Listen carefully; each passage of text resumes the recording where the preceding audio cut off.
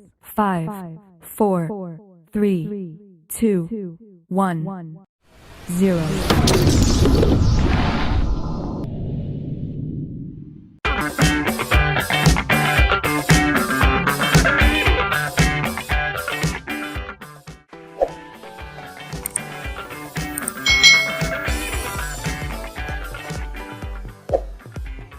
Hai hai hai, selamat datang di channel YouTube Kak Citra. Apa kabar adik-adik semuanya?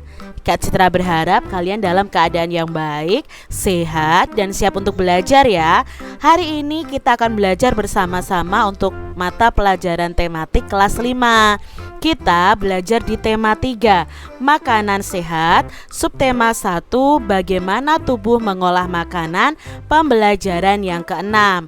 Mari adik-adik kita belajar dengan penuh semangat ya. Adik-adik perhatikan iklan berikut ini. Masih ingatkah kalian dengan iklan masyarakat berikut ini? Nah, iklan tersebut ternyata memiliki beberapa kalimat. Amatilah iklan tersebut dengan seksama.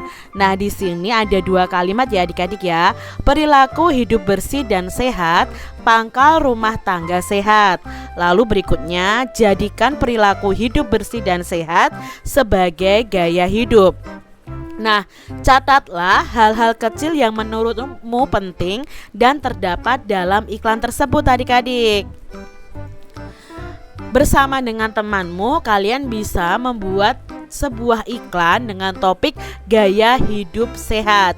Nah, pastikan nih kalian juga menuliskan poin-poin penting yang terdapat pada iklan kalian. Kalau sudah selesai, kalian bisa tempelkan di dinding kelas kalian. Contohnya misalnya iklannya seperti ini, gaya hidup sehat. Nah, tanpa tubuh yang sehat sulit meraih kesuksesan. Namun terkadang masih banyak orang yang abai kesehatan dirinya. Nah, di sini ya, jadikan hidup sehat sebagai gaya hidup. Nah, kalian bisa membuat iklan berdasarkan imajinasi dan kreativitas kalian masing-masing. Dayu, Lani, dan teman-teman sekelompoknya sedang bekerja mempersiapkan tugas membuat iklan dengan topik gaya hidup sehat. Bagaimana cara mereka memulai membuat tugas tersebut? Mari kita simak percakapan antara Lani, Dayu, dan teman-temannya. Dayu, aku mau kalimat intinya seperti ini ya, kata Lani. Sepertinya kurang bagus Lani. Kalau menurutku baiknya menggunakan kalimat buatan Udin. Lebih singkat, padat dan jelas. Tidak apa-apa ya, kata Dayu. Ya begitu ya. Ya sudahlah, aku ikut saja bagaimana baiknya. Kalau gambarnya bagaimana? Ada ide tidak teman-teman? Tanya Siti. Karena ini berkaitan dengan gaya hidup sehat dan harus sesuai dengan kalimat Udin, maka aku usul bagaimana kalau gambarnya beberapa siswa yang berolahraga. Aku setuju, menurutku itu ide yang bagus. Aku juga berpikir begitu. Yang lain bagaimana? Tanya Siti. Aku pikir bagus Lan, berarti kita semua sepakat ya. Kita akan menggunakan kalimat miliknya Udin dan gambar dari idenya Lani ya. Setuju, semua menjawab seperti itu. Nah adik-adik, kalian coba diskusikan nih dengan teman-teman kalian. Apa sih hal-hal positif yang diperoleh dari kerja kelompok? Lalu tantangan apa yang muncul saat kalian kerja kelompok? Nah, kalian bisa menceritakan pengalaman pribadi kalian tentang perbedaan yang kamu hadapi saat berada di lingkungan sekolah maupun di lingkungan rumah. Nah, contohnya nih, apa sih hal-hal positif yang bisa diperoleh dari kerja kelompok? Misalnya ya, dapat memupuk rasa kerjasama, toleransi, kekompakan, dan pekerjaan itu lebih cepat selesai. Itu hal-hal positif yang bisa kita peroleh dari kerja kelompok. Berikutnya, tantangan apa yang muncul saat kerja kelompok? Nah, tantangan yang muncul saat kerja kelompok antara lain Biasanya itu terjadi perbedaan dalam berpendapat. Lalu ada juga anggota yang hanya mementingkan dirinya sendiri dan tidak semua anggota itu mau ikut bekerja sama. Itu kadang tantangan yang muncul saat kita ada kerja kelompok adik-adik. Nah, ini adalah cerita pengalamannya Dayu ya saat bekerja kelompok dengan teman-temannya. Beberapa perbedaan di lingkungan sekolah antara lain ada perbedaan agama, perbedaan status ekonomi, perbedaan asal daerah, dan masih banyak lainnya. Sedangkan perbedaan di rumah antara lain adalah perbedaan pendapat, perbedaan sifat masing-masing anggota keluarga, dan perbedaan minat masing-masing. Ternyata perbedaan itu justru membuat segala sesuatunya menjadi indah adik-adik. Layaknya pelangi yang beraneka warna, begitulah seharusnya kita melihat perbedaan.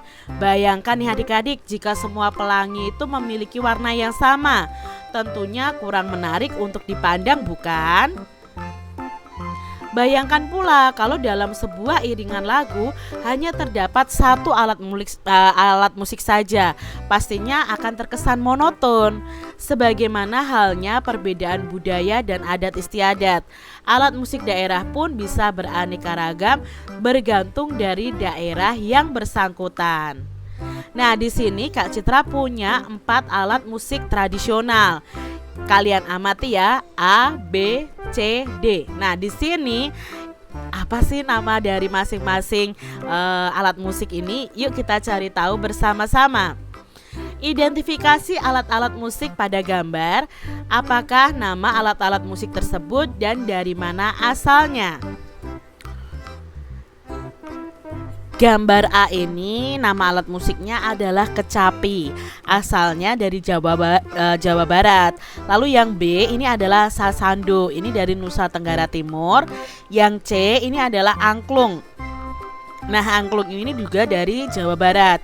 Lalu kolintang itu yang D, itu dari Sulawesi Utara.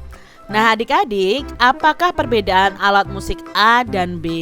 Nah, yuk kita cari tahu bersama apa perbedaan alat musik A dan B. Nah, sasando dan kecapi ini sama-sama merupakan alat musik tradisional Indonesia. Keduanya itu memiliki dawai dan dimainkan dengan cara dipetik. Nah, perbedaan kecapi dengan sasando adalah sebagai berikut. Yang pertama, daerah asalnya. Kecapi itu berasal dari suku Sunda, Provinsi Jawa Barat dan Banten. Sedangkan sasando itu berasal dari Pulau Rote di Provinsi Nusa Tenggara Timur. Perbedaan yang kedua adalah jumlah senar atau dawainya. Kecapi itu memiliki 15 dawai pada jenis kecapi rincik atau 18 sampai 20 dawai untuk jenis kecapi indung. Jadi lebih banyak adik-adik kecapinya dawai dalam kecapi ini. Bahan tabung resonansi. Kecapi ini memiliki tabung resonansi di bagian bawahnya ya, yang terbuat dari kayu. Sedangkan untuk sasando itu memiliki tabung bambu, tempat memasang dawai sasando dan pelengkap resonansi yang terbuat dari daun lontar ini. Lalu perbedaan yang berikutnya adalah cara memetiknya. Kalau kecapi itu dimainkan dengan meletakkan kecapi di meja atau di lantai, sedangkan untuk pemain sasando akan memangku sasandonya sambil memegang sasando di hadapannya, kemudian memetik dengan jarinya. Itu cara memainkannya. Lalu di sini, apakah perbedaan antara alat musik C dan D? Nah, di sini kolintang adalah alat musik yang berasal dari Sulawesi Utara. Alat musik ini dimainkan dengan diiringi oleh gong tergantung yang lebih besar dan drum adik-adik ya. Sedangkan angklung adalah alat musik multisional ya, bernada ganda yang secara tradisional itu berkembang dalam masyarakat Sunda di Pulau Jawa bagian barat.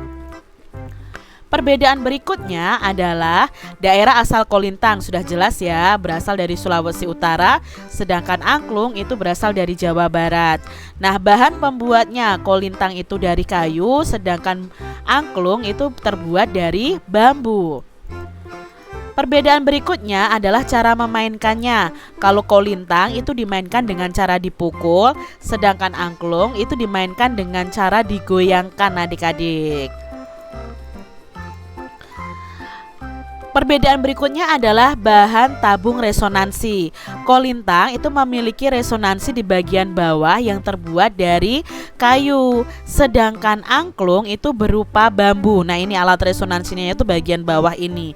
Nah, di situ nanti akan keluar bunyi dari alat musik tersebut.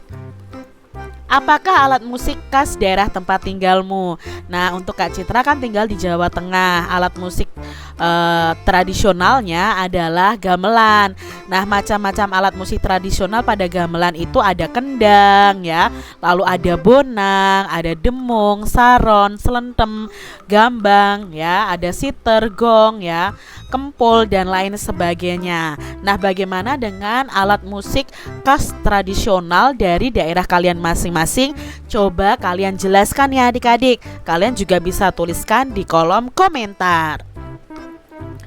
Adik-adik yang hebat, pada kegiatan sebelumnya kita telah membawakan lagu Mars Hidup Sehat dengan menggunakan alat musik ritmis yang sederhana.